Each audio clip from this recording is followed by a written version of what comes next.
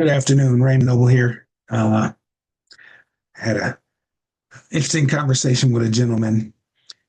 We started out, we were just chopping it up about this and that, some sports, and got on the real estate. And he talked to me that he had just purchased a house a year ago. He is a emergency ER nurse, and he had been to a couple different systems. Not going to talk about those, but a couple different hospital systems. And I told him about an interesting situation that I had when one of my sons was born. And, I didn't think that they did it right. But, I'm not going to get into the details. Um, so we kind of caught a little common ground and we started talking about real estate. And I asked him because I knew what he did. I knew he made a little bit of money. I asked him, would he be interested in seeing if he could pay his house off in 5 years? Maybe 6 years, something like that, 5 to 7. He said, yeah, tell me what you got. He said, okay, well, let's do a little preliminary number. Is your net income, what is the gap between your net income and your gross expense monthly?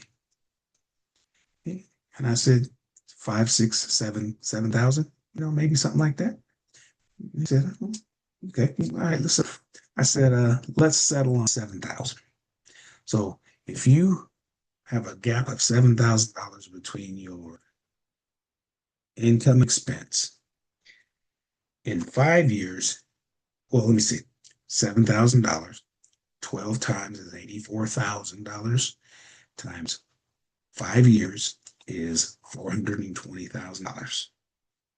It's 6 years, it's 504,000, and 7 years, it's $588,000. Just the gap, money that is sitting in your checking or savings account, investment account, whatever account, but it was money that you didn't need to live on. It was, it was just sitting there. So said if you had a first mortgage line credit and you just let that money sit in your gap, you pay your house off. He said, I'm interested. He said, okay, well, I'm gonna contact you later. I'm gonna get some more detailed numbers from you, and we're gonna put a real number on it. So let me show you what he came up with. So he made 250 a year between him and his wife. So I only took 200,000 of it, and he had 1,500 or so in monthly necessities, 300 in some other, and then taxes and insurance on the house, about $1,000 a month. All, a little aggressive, but I wanted to be conservative, so I gave him a bigger number than a smaller number. I wanted him to, if I give you a number, if you live by it, it's going to happen faster, but over deliver. So you take the average monthly payment into the line of credit. It's 13,767. Assumed payment 46. The average principal reduction was 11,250, and the results of the whole thing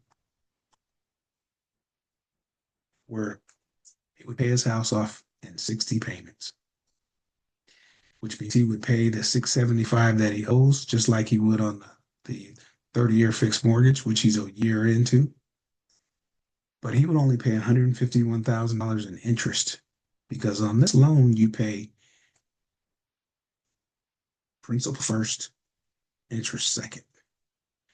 On a 30-year fixed, you pay interest first and you pay principal second. Interest first, principal second. So look what happens. You wind up paying $881,000 in interest, and then the principal is 675. So this is how the payment looks on the regular 30-year fixed loan. You go out for 30 years, all this blue. like the sea. This is the abyss. Your money going into the bank for interest. Or you do something new. 5 years, bam, quick and snappy. So the only thing that you have to do differently is you have to take your paycheck and you have to put it on your line of credit every month instead of putting it in your checking or savings account. Now, the good thing about this account is it comes with a ATM card. It has checks. It is exactly like your checking account. You can go online, bill pay, automatic bill pay. You can do all of that. It's exactly like a regular checking account. However, it pays principal first, interest second. If you were paying your house off in 5 years, what would you do? Kind of a common sense guy. If you're interested, send me a direct message, send me an email, call me 916-712-4554. Let's get you rolling. Let's get to debt free ASAP. Have a great rest of your day. I'm out.